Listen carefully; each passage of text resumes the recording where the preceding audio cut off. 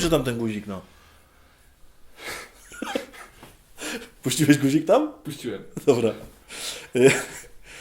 Na planie tego zakochanego skazańca pojawiały mi się bardzo mądre myśli i dlatego jakiś czas temu pojawił się kundel specjalny. I dzisiaj też mi się pojawiła strasznie mądra myśl, dlatego będzie kolejny specjalny odcinek przydrożnego kundla. No. I to może przed odcinkiem wrzucić.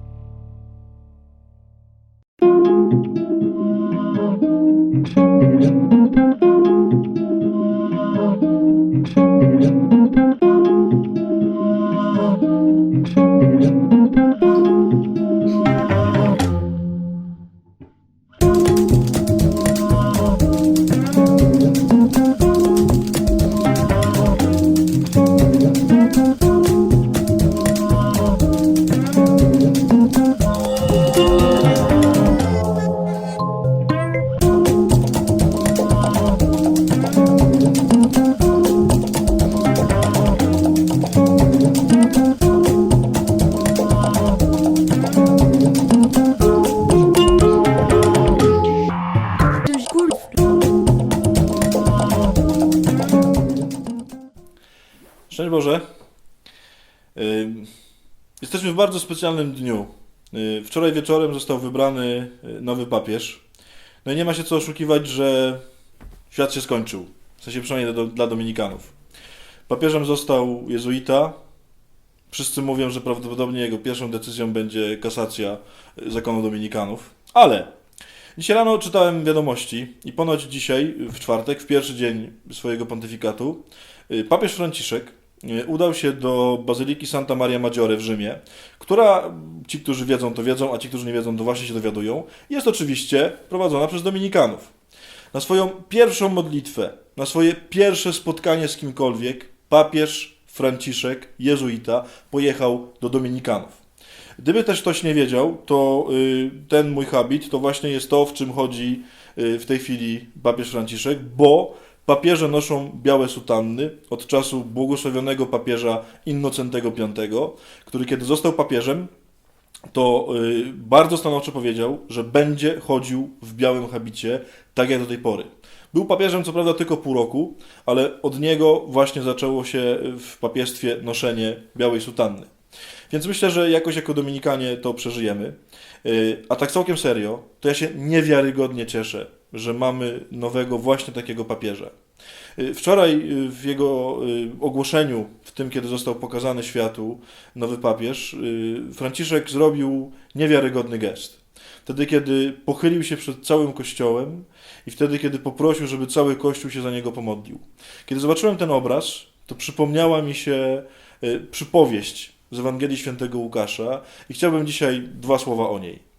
Otóż w 15 rozdziale Ewangelii Świętego Łukasza, tam gdzie są trzy bardzo piękne przypowieści o zagubionej owcy, o zgubionej drachmie i o synu marnotrawnym, myślę, że zazwyczaj tą środkową to pomijamy.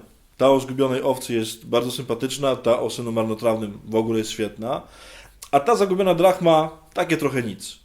Ale myślę, że to jest właśnie obraz, który pokazuje, myślę, początek tego pontyfikatu i pokazuje to, co papież Franciszek chyba chce zrobić.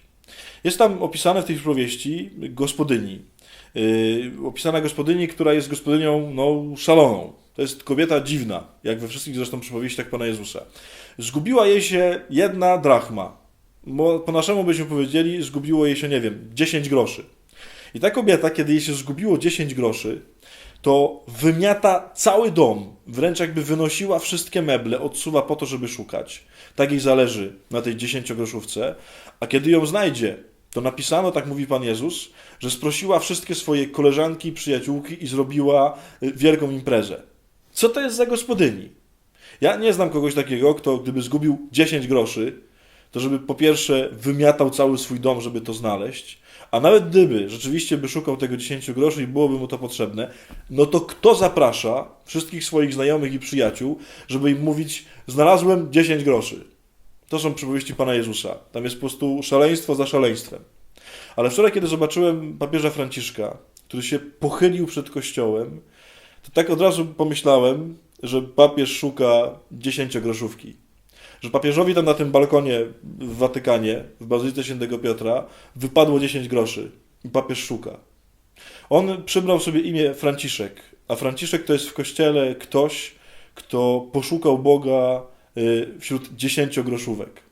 To jest ktoś, kto poszukał Boga tam, gdzie była bieda, tam, gdzie było nic, który zszedł z takiego piedestału bogactwa i dostojności po to, żeby jako najuboższy z ubogich znaleźć Boga wśród tych ubogich. I myślę, że papież Franciszek chce zrobić dokładnie to samo. I pokazał to tym swoim gestem. Pochylił się, żeby szukać 10-groszówki.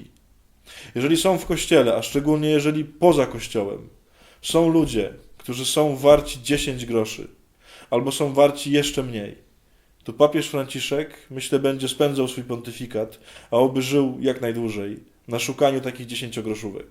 A jak znajdzie, to przypuszczam, że będzie spraszał cały Kościół i będzie robił wielkie święto, bo znalazł 10-groszówkę. Bardzo chciałbym was prosić, żebyśmy się wszyscy ogromnie modlili za nowego papieża Franciszka, bo to jest cudowne zestawienie. Jezuita w dominikańskim habicie o franciszkańskim imieniu. 3 największe siły Kościoła zebrały się razem, żeby zrobić porządek. To, co teraz będzie, to będzie niesamowita, niebiańska jazda. To, co będzie teraz w Kościele, to będzie wielkie błogosławieństwo, które Pan nam przygotował na te czasy, bo myślę, że tego bardzo Kościół potrzebuje. Bardzo się módlmy za nowego, cudownego, danego nam od Pana Boga papieża Franciszka. Bardzo prośmy, żeby wypełnił swoją misję i żeby znalazł wszystkie 10-groszówki.